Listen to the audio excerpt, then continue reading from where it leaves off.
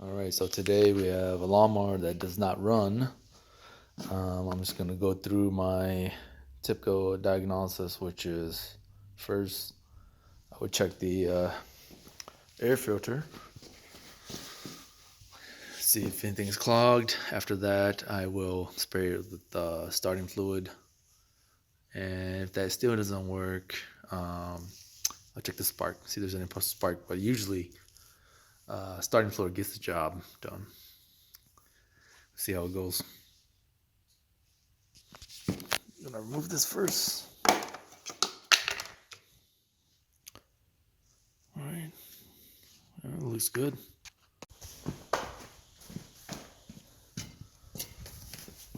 Alright, I'm gonna spray with starting fluid. Show you where to spray it. There's that little crack right there. That's where you spray it.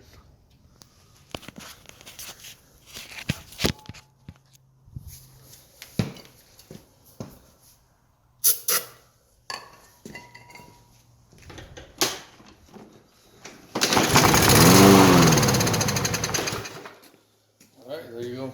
Got a few problems. Gonna put it on the rack and open up the carb and clean it. I'm gonna show you my lift real quick. Yeah, so this is what I use. I custom made the plywood platform here. It wasn't wide enough for some of the lawnmowers and blowers that I fix on, so I mounted that onto the top. Got this used for $150, I think brand new. They run 300 plus. But yeah, this is what I use, and I roll it on perpendicular like this. Yeah, so that's how I do it. Alright, so I got the lawnmower on the rack, or the lift. As you saw a few seconds ago, I sprayed some starting fluid into the carburetor and it fired right up. So usually it's a clogged carburetor, dirty carburetor. It could also be bad fuel, but I took a peek inside and the fuel looks okay, still somewhat clear, and it smells correct as well. But I'm gonna open up the carburetor, check it out, see if that's the issue. But safety first, make sure you remove this spark plug wire so that there's no way of the lawnmower starting up. Then after that, you want to remove this air filter housing. It's held on by 4 bolts. The outer bolts are 8mm, and then the 2 inner is 7mm. And once you get that removed, you'll be able to pull the carburetor out. And then the bottom bowl is held on by 2 bolts, one right here and one over here. And these are also 7mm.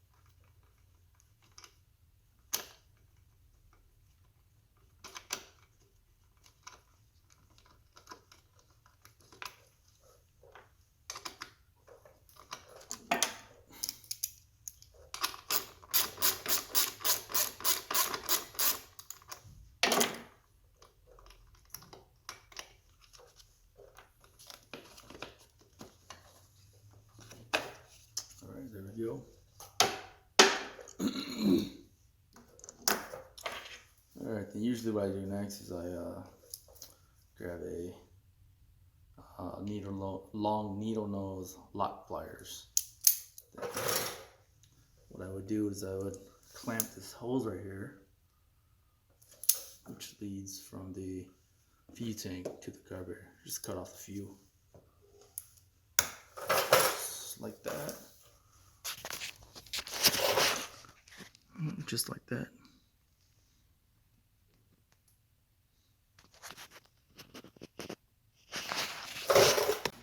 Alright, so as I was removing the carburetor, I noticed there's a loose spring.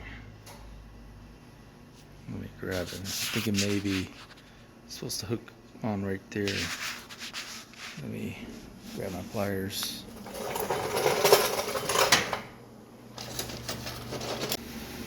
Alright, so I got it hooked up. And this is the choke spring. See that? So cold start, choke's supposed to cold like that, and once it warms up, it'll open automatically. So that's one problem. Alright, so I partially have the carburetor out. What to do next is to remove these two bolts, and then this bolt will drop. So with these plastic carburetors, sometimes this bow is a little stubborn. It's because there's a rubber seal between these two that creates a really nice tight seal. So sometimes what I do is I'll wedge a screwdriver in here and try to pry it open. And once you pry it open a little bit, that'll get it enough to come loose. Alright, so I pried it open a little bit. Let's pry some more. Alright, so I got the bowl off and I drained some of the fuel. The fuel doesn't smell right, so what I'm going to do next is siphon out the fuel in the fuel tank into my bad fuel gallon tank here. So, all right. So I got the siphon going. See that?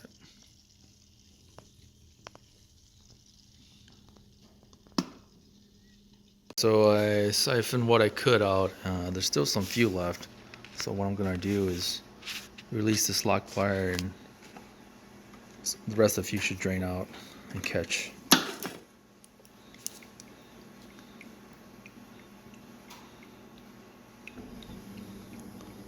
And at this point, you could always test out the float as well, see if it's working with the valve needle. Yep, it's working. I got the fuel drained, most of it. The contents inside the bowl seem pretty clean. I'm still going to spray down the carburetor cleaner as well as the interior, and I'm going to remove this piece as well. This is where you want to pry for this piece to drop. Alright, so I got my screwdriver in there. Just got to pry it open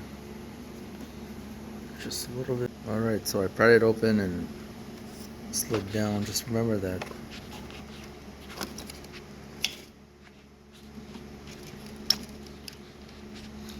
this piece is on this side. And once you remove it, make sure you spray in here as well with the carburetor cleaner.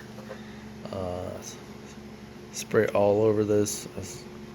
The most important parts are the orifices. So there's one right there, there's two right there, and one right here. So what I do is I will spray down with the carburetor cleaner, and sometimes I'll get a metal brush, and just poke through these, but these holes look pretty good. So I'm pretty sure it's a fuel problem, but I'll clean it anyways. Alright, got it all cleaned.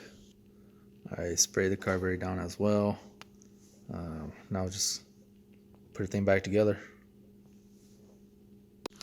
Alright, so I got this piece back in. Make sure it's flush like this. Yeah, once you put it in, you'll hear a snap. Alright, so I got the bowl back in. I'm about to slide the carburetor back. Let's make sure when you slide it back that there are two seals, two O-rings. Here's one, and here's the other one, the white and the black one. Sometimes this one gets stuck in the carburetor, right here. So yeah, just make sure that they're there. Alright, so I got the carburetor pushed back. Kind of hard to see, but just make sure that this end right there that I showed you earlier, 3 seconds ago, is flush. And it looks like it's flush. Make sure this notch right here is sitting in between this. Alright, now it's time to put the air filter housing back. Just make sure that this hose reconnects right here.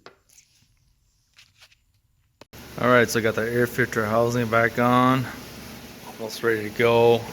What I do next is fill up with fuel. After that, I'll plug this back in, and then I'll leave the air filter and the cover off, just in case I need to spray it down again with starting fluid. But yeah, we'll fire it up next.